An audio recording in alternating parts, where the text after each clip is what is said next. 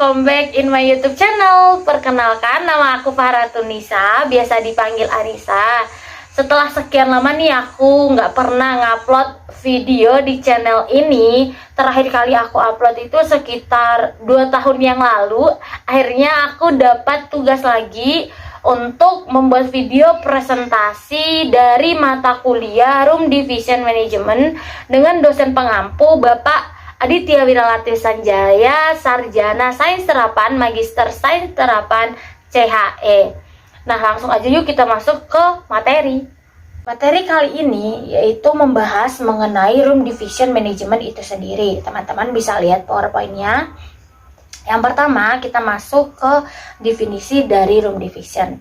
Room division ini merupakan salah satu divisi kamar yang ada di suatu perhotelan, di mana di dalamnya ini terdapat 2 departemen, yang mana keduanya saling berhubungan nih. 2 departemen ini yaitu front office department dan housekeeping department, di mana keduanya ini sama-sama memiliki tugas yaitu untuk menangani masalah kamar, baik itu menjual, membersihkan, serta merapikan kamar, dan lain sebagainya.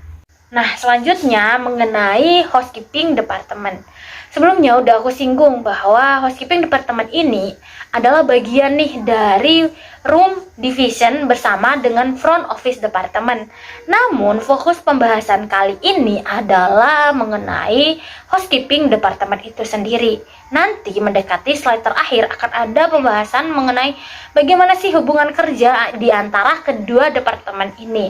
Untuk yang pertama, kita masuk dulu ke definisi dari housekeeping department. Housekeeping department ini adalah salah satu bagian terpenting yang ada di suatu hotel, di mana dia bertugas untuk memberikan pelayanan terbaik terhadap tamu di kamar. Dia yang bertugas untuk membersihkan kamar, merapikan kamar, menjaga agar kamar itu tetap bersih, dan sebagainya. Karena di hotel itu, income terbesar dari operasionalnya itu adalah penjualan kamarnya.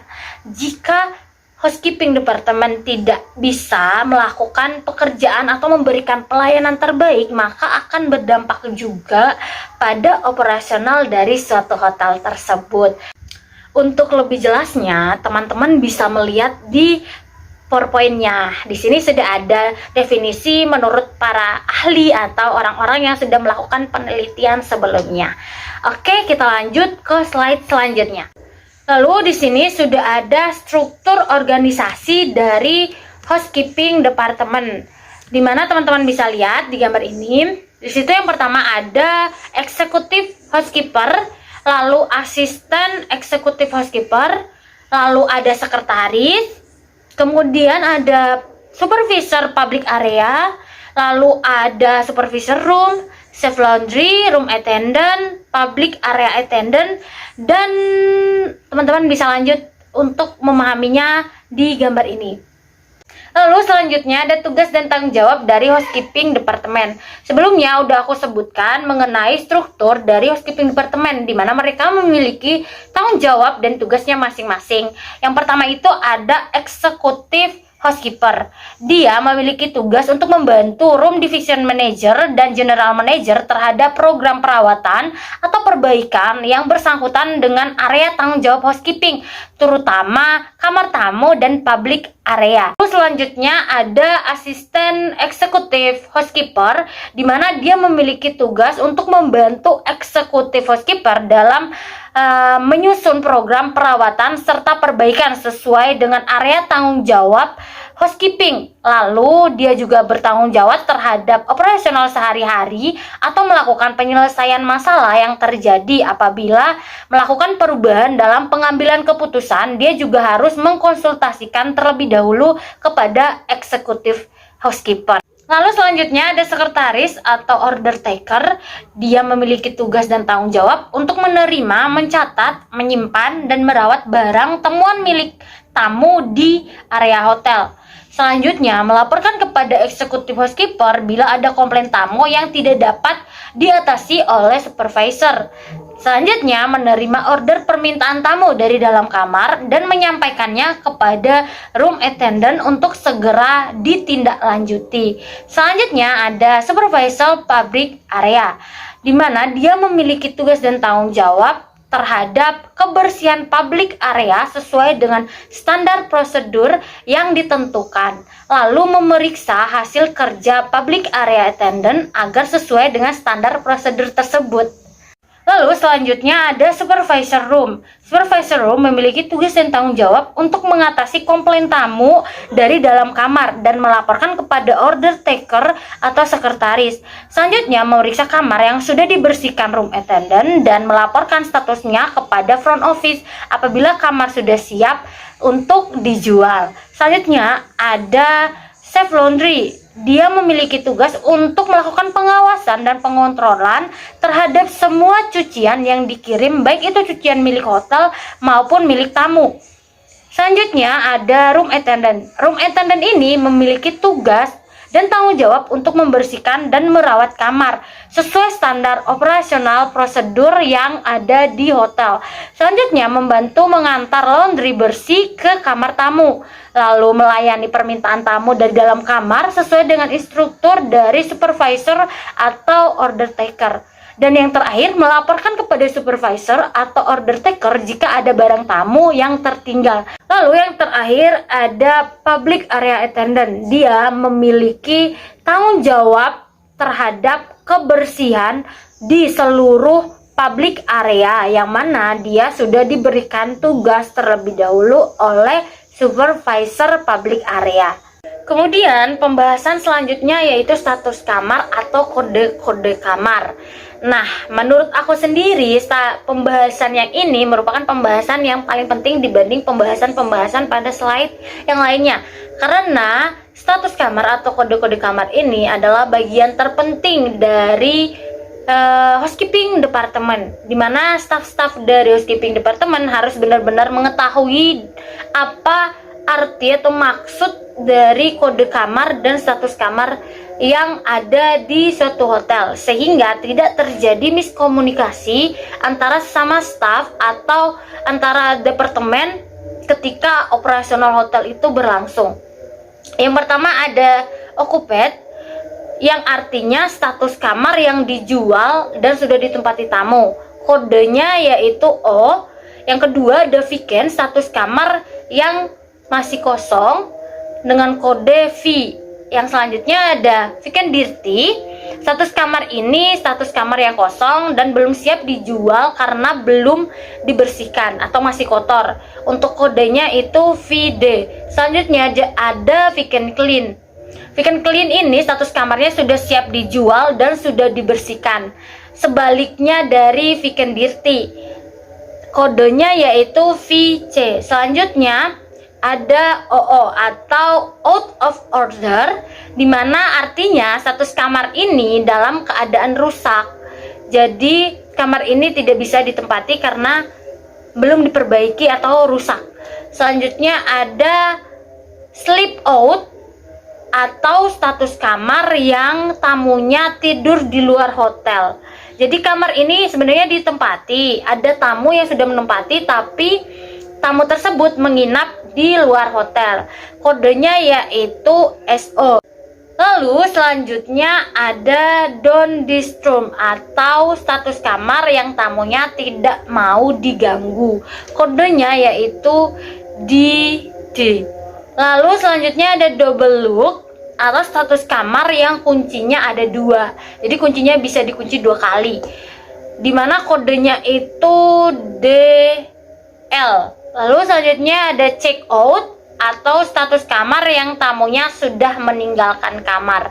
Kata check out ini sepertinya sudah banyak diketahui oleh masyarakat luas, oleh teman-teman juga pasti udah nggak asing lagi dengan kata check out dengan kode CO. Lalu selanjutnya ada CI atau check in. Nah, ini juga sama dengan check out tadi, pasti sudah familiar di telinga teman-teman. Status kamarnya yaitu baru disewa oleh tamu. Selanjutnya yang terakhir ada house use atau kamar yang ditempati staf kantor karena suatu tugas. Jadi kamar ini khusus untuk staf yang sedang melakukan tugas.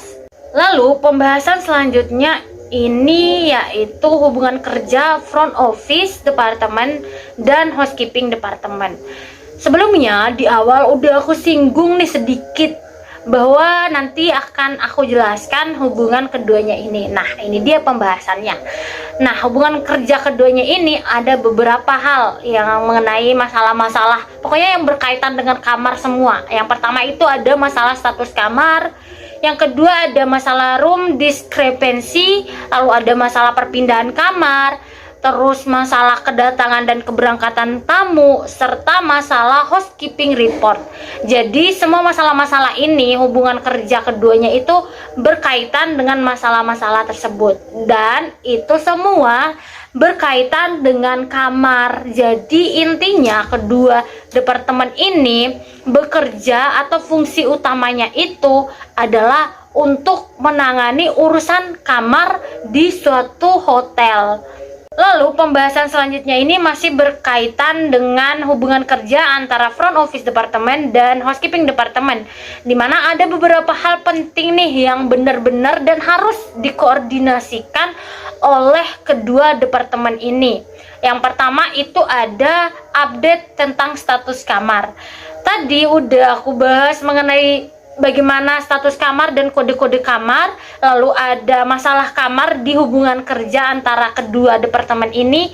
Nah, ini dia untuk penjelasan lebih detailnya, yaitu misalnya nih ada contohnya dari weekend dirty atau kamar yang tamunya sudah check out tetapi belum dibersihkan staff housekeeping menjadi kamar yang kosong, sudah dibersihkan atau weekend clean, sehingga kantor depan atau front office dapat menjual kembali kamar tersebut.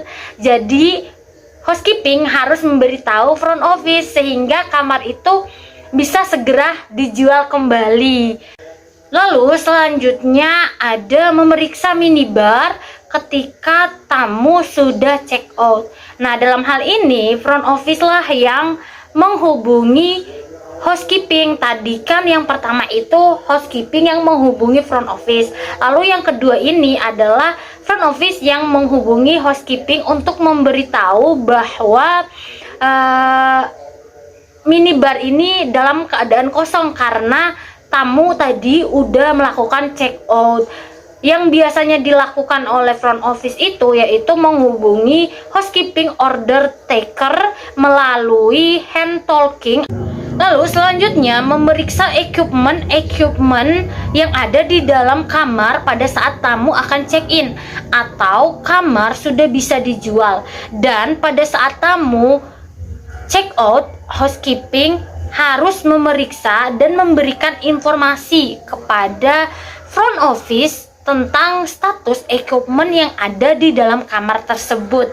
Selanjutnya ada discrepancy report atau pelaporan tentang kondisi kamar yang berbeda antara housekeeping report dengan room report yang nantinya diberikan pada pagi harinya kepada front office. Lalu yang terakhir adalah kesimpulan. Kesimpulan dari presentasi kali ini adalah housekeeping departemen merupakan departemen yang memiliki peran penting dalam operasional suatu hotel. Namun housekeeping departemen ini tidak dapat berdiri sendiri. Dia harus memiliki hubungan kerja dengan front office departemen, di mana keduanya ini merupakan bagian dari room division. Keduanya memiliki peran dan fungsi yang sama-sama penting dan keduanya saling membutuhkan. Jika salah satunya tidak ada, maka room division tidak akan lengkap. Mengingat income terbesar dari operasional hotel adalah penjualan kamarnya. Dan salah satu penyebab utama terjadinya hubungan kerja atau sering terjadinya komunikasi antara kedua departemen ini adalah status kamar yang pada umumnya disampaikan secara terus-menerus selama operasional hotel itu berlangsung. Nah, itu dia presentasi singkat yang bisa aku sampaikan pada kesempatan kali ini. Semoga bermanfaat untuk siapapun yang menonton video ini, dan apabila ada salah makna dalam pengucapan maupun penulisan di PowerPoint, teman-teman bisa langsung komen dan benerin ya. Jangan lupa juga kasih kritik dan saran biar aku jadi tahu tahu apa sih kekurangan aku di video kali ini biar bisa memperbaiki di video selanjutnya. Oh ya, jangan lupa juga like and subscribe channel YouTube aku biar kalian tahu ada video baru yang aku upload atau enggak. Jadinya kalian tetap update deh tentang video aku. Oke, sampai jumpa di video selanjutnya. Bye bye.